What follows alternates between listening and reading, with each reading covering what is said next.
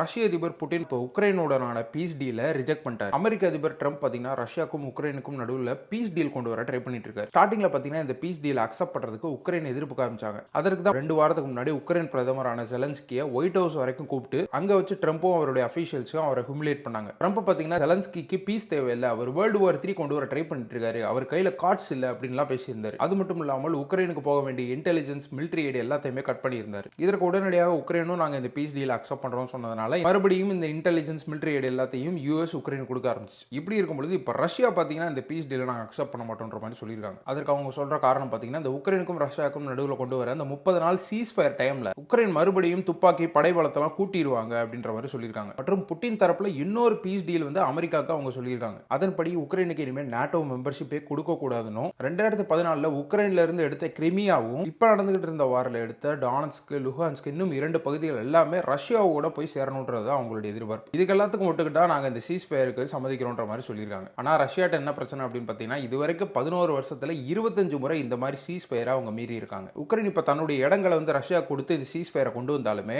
இன்னும் சில வருடங்கள்ல ரஷ்யா உக்ரைனை தாக்காது அப்படின்றதுக்கு எந்த ஒரு கேரண்டி இல்லை. ஸோ ரஷ்யா இந்த சீஸ் ஃபயருக்கு ஒத்துக்காததுக்கு ட்ரம்ப் கொஞ்சம் டிசப்பாயின்மெண்டா தான் இருக்காரு. ஆனா ஒண்ணு, இப்ப ட்ரம்ப் எப்படி ஜெலன்ஸ்கியை நடத்தினாரோ அந்த மாதிரி புட்டினை கூப்பிட்டு வச்சு திட்ட முடியுமா?